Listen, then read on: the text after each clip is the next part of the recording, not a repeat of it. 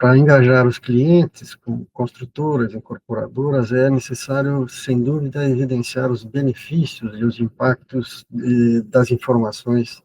que o BIM traz em tempo especial, em tempo rápido, e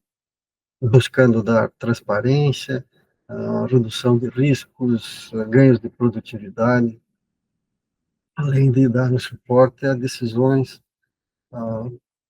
online, em tempo real, enfim, decisões de várias ordens, e que permitem,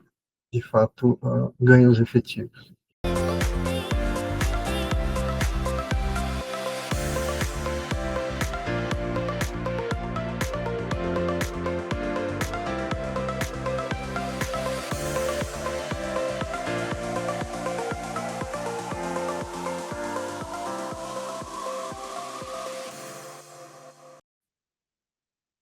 Olá, meu nome é Sérgio Scher, sou professor da Universidade Federal do Paraná, aposentado há cerca de 8 anos, e continuo apoiando, colaborando nas atividades de mestrado e doutorado com alguns alunos, e já se vão 44 anos. A especialidade em que trabalho é tecnologia de informação e comunicação, especialmente BIM, e atualmente estou como diretor técnico da Building Smart Brasil, que é uma atividade dentro do BIM Fórum Brasil, onde fui fundador e sou membro do Conselho Consultivo. Como o BIM se tornou um pilar estratégico para a inovação e competitividade no setor da construção civil? É importante lembrar que o BIM tem os seus conceitos estabelecidos inicialmente há cerca de 50 anos. Já se colocaram nessa primeira versão as questões da modelagem 3D paramétrica, a questão da orientação a objetos, as características, então, relativas à modelagem em si. Depois de alguns anos, nesse primeiro relatório de Charles Eastman, descrevendo um sistema para a apresentação de edifícios, foi possível iniciar alguns sistemas no mercado, ou disponibilizar ou oferecer, levando em conta já esses primeiros conceitos do BIM. Aos poucos, a evolução permitiu que o trabalho fosse realizado de forma simultânea, a partir do trabalho em redes, e apareceu a ideia, então, da colaboração entre as equipes e a multidisciplinaridade, iniciando nos primeiros momentos com somente projetos arquitetônicos, a modelagem das formas, 3D, etc., dos espaços. Se passou a trabalhar nas outras disciplinas como estruturas, instalações e de forma integrada. E aí aparece como a gente entende o BIM atual, numa definição de Bilal Sucar, que é um conjunto de políticas, processos e tecnologia que servem para desenvolvimento de um ativo de construção, de um projeto, e depois da execução, manutenção e operação. Essa é a ideia principal do que a gente tem hoje como BIM. E, sobretudo, o BIM vem para favorecer a competitividade, reduzir desperdícios de tempo, de custo, desperdícios de materiais. Sobretudo, BIM passa a ter também, na visão de Bilal Sucar, uma definição mais contemporânea, em que BIM é entendido como a expressão da inovação do setor da construção, a expressão atual, contemporânea. Então, essa é a ideia que temos hoje do BIM, com esse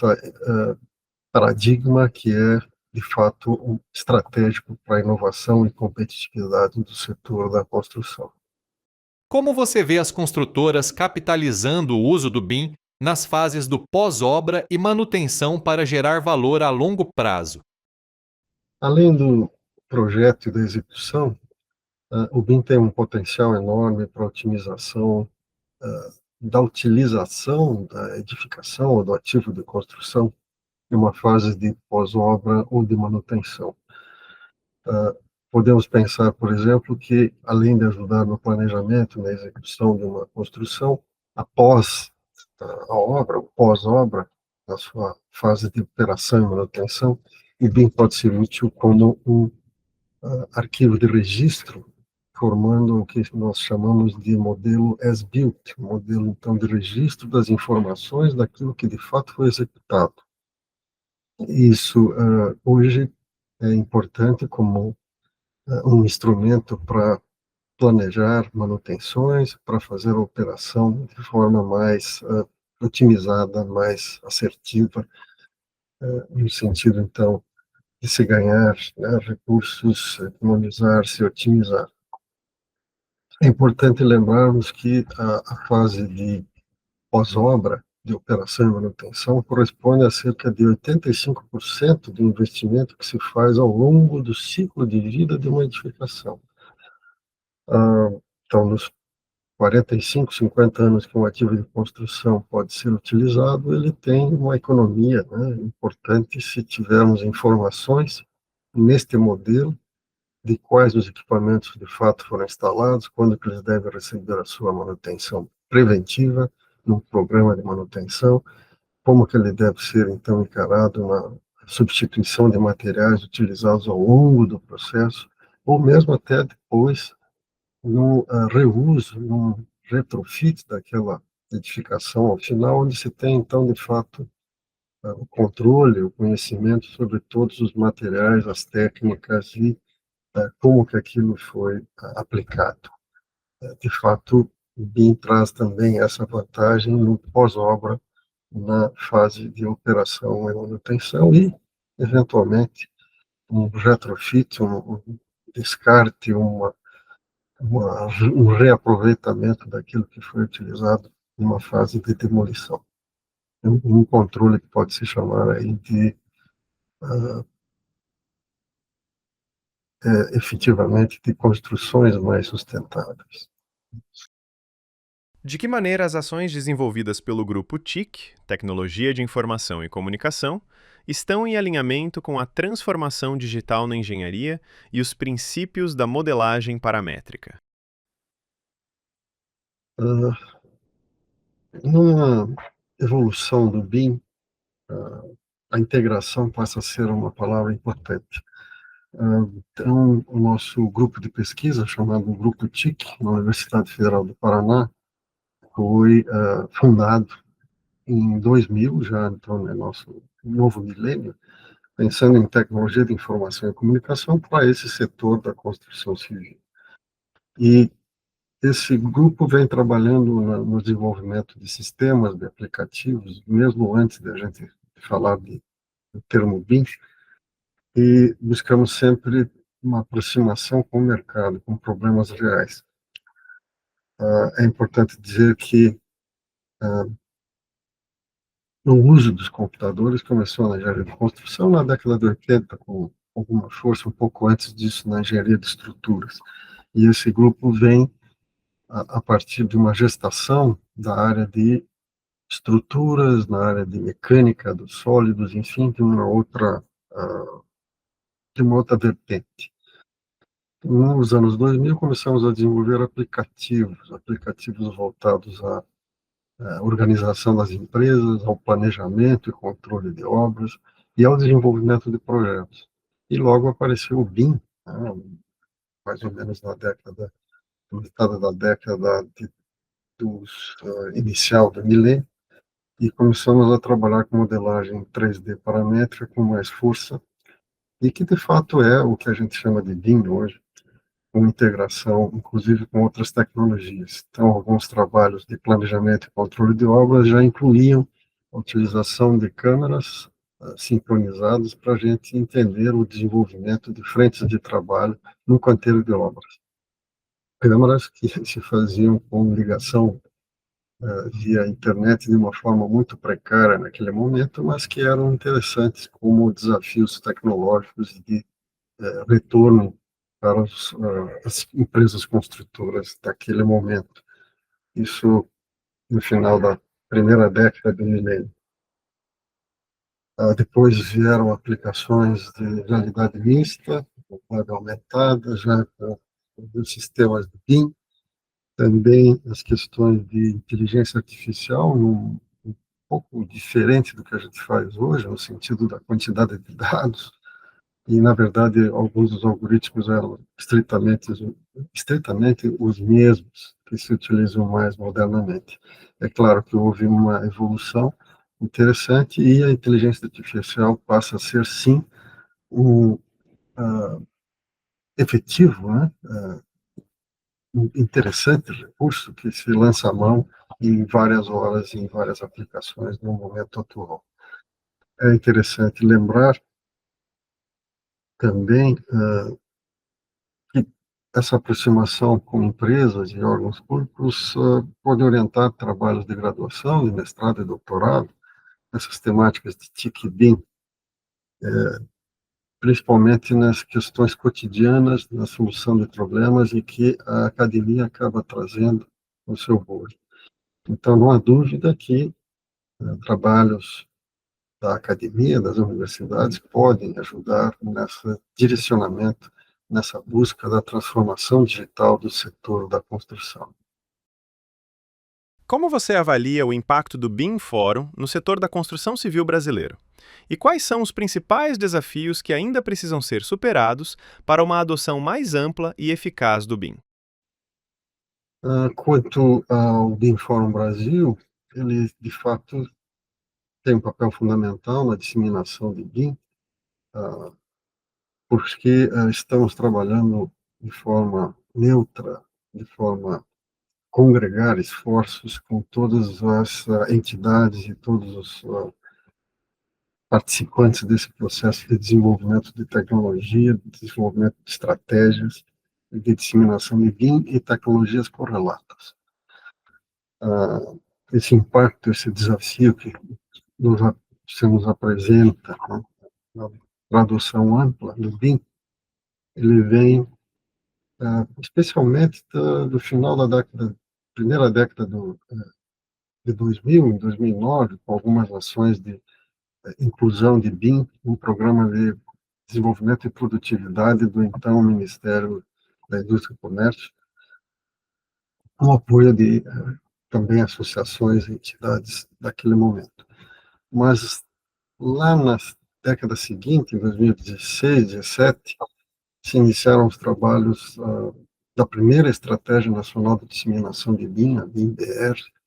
e eu pude compor um grupo de especialistas convidados, um total de 8 especialistas, pelo Ministério do Desenvolvimento da Indústria, Comércio e Serviços, para desenvolver esse plano estratégico nacional, e que acabou sendo gestado a partir, então, do trabalho desses especialistas, publicado em maio de 2018. Ao final dos trabalhos, fomos provocados, né, os especialistas, a constituir uma entidade que pudesse congregar, discutir, harmonizar os esforços, capitalizar esses esforços de diferentes instituições envolvidas já na disseminação do BIM e que pudesse ser impulsionado. Foi dessa forma que a proposta do BIM Fórum Brasil foi extremamente apoiada pela Câmara Brasileira da Indústria da Construção, que financiou um estudo breve de alguns especialistas, e que foi então apresentado e discutido em 2019, e em 2020 fundamos, em julho, de forma extremamente virtual, o BIM Fórum Brasil, naqueles momentos difíceis de pandemia. Esse BIM Fórum Brasil hoje tem 5 anos, um pouco mais, trabalhando, visando otimizar as iniciativas, harmonizar os trabalhos, buscando liderar esses processos, congregando lideranças, enfim, buscando o esforço canalizado para, de fato, a disseminação e difusão do BIM no Brasil. A aceleração do BIM é importante, nós temos hoje mecanismos de mandatos BIM e de requisitos legais, como a lei de licitações e contratos administrativos, que demanda o uso de BIM por todas as entidades públicas, de todas as esferas, federal, estadual e municipal, para usar BIM em projetos e execução de obras e serviços, portanto, de construção, portanto, a necessidade de BIM é imperiosa e precisamos levar aos quatro cantos do país, que é um país gigante, essa questão que é de disseminação, implantação e uso efetivo do BIM, trazendo os benefícios. Em meados de 2023, o BIM Fórum Brasil envidou esforços e teve aprovação da criação do capítulo brasileiro de Open BIM, a Building Smart Brasil, e já temos, então, cerca de 2 anos de trabalho, trazendo, né, de forma efetiva e de forma colaborativa, trabalhos que têm a ver com a implantação, a adoção de formatos neutros, abertos, de especificações técnicas independentes de proprietários, e que são, de fato, normas e padrões internacionais, tratando do BIM e de tecnologias que venham a se somar a esse esforço. É, de fato, um trabalho interessante e que é uma nova frente de esforço de disseminação de formatos neutros, abertos, e que independem, então, dos fabricantes ou dos proprietários de essas tecnologias de software. Como podemos educar e engajar os clientes sobre o valor das informações geradas pelo BIM e como as empresas, principalmente as construtoras, podem liderar essa transformação cultural no setor? Considerando a questão da adoção do BIM no Brasil, do lado de quem contrata, muitos clientes ainda pensam na lógica do projeto assistido por computador, do CAD. Isso precisa evoluir no que tange a essa ideia do BIM, desse paradigma, desse processo mais colaborativo, compartilhado, enfim, que leva a melhores resultados. Então, a educação e engajamento dos clientes para a adoção de BIM é, de fato, muito importante, e o entrave significativo de resistência precisa ser combatido de uma forma interessante, de uma forma apropriada. Para engajar os clientes, com construtoras, incorporadoras, é necessário, sem dúvida, evidenciar os benefícios e os impactos das informações que o BIM traz em tempo especial, em tempo rápido, e buscando dar transparência, redução de riscos, ganhos de produtividade, além de dar suporte a decisões online, em tempo real, enfim, decisões de várias ordens, e que permitem, de fato, ganhos efetivos. Essa modificação que precisa ser feita, né, é um entendimento novo,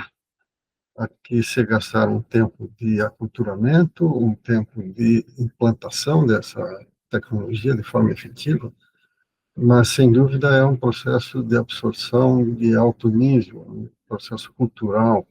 em que as empresas têm que entender sobre esses benefícios que são amealhados quando se usa o BIM em toda a sua extensão. No âmbito do BIM Fórum Brasil, junto com o capítulo brasileiro do Open BIM, a Building Smart Brasil, existe um projeto estratégico iniciado este ano, em março, que se chama Business Value Capture, ou captura do valor do BIM para negócios, e que é nessa linha, né, de explicar, buscar, trazer, elucidar os benefícios e as medidas, as métricas que são utilizadas para saber sobre esses benefícios que o BIM pode trazer. É um esforço com participação internacional de vários capítulos, incluindo dos Estados Unidos, de Portugal e do Brasil, junto com a Building Smart International,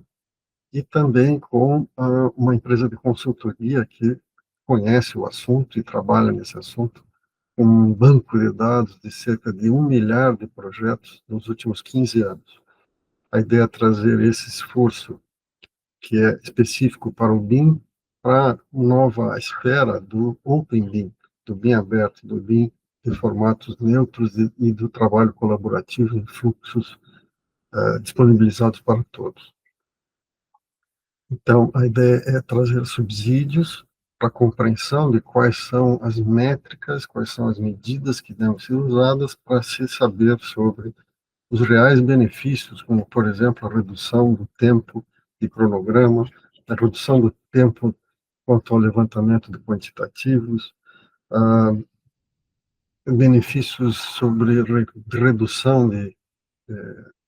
gastos de uma forma geral, né? Pensando em otimização do uso de materiais, entrega de materiais em tempo certo, com planejamento adequado e em direção às técnicas da construção 4.0 e, quiçá, já pensando numa automação com alma, numa sociedade 5.0, uma construção 5.0 aderente a esses conceitos mais recentes, uma forma de digitalização ou de automação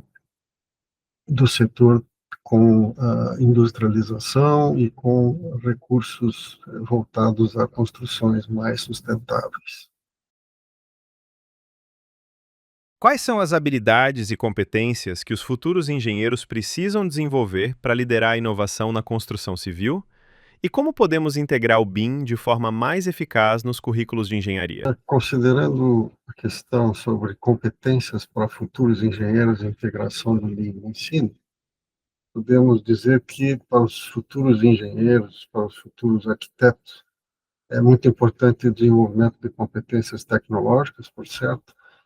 mas não só, é possível também, é necessário também o desenvolvimento de competências de soft skills, nossas habilidades e competências no trato da colaboração, da liderança, da inteligência emocional e as questões de aprendizagem contínua. Afinal, devemos continuar aprendendo ao longo de toda a vida profissional, posto que os desenvolvimentos tecnológicos empurram a essas novas fronteiras sobre outras questões, não só tecnológicas. A integração eficaz do BIM em currículos, ela passa por uma atualização pedagógica, com ênfase nessas práticas ditas digitais e de interdisciplinaridade, o trabalho colaborativo também, sobretudo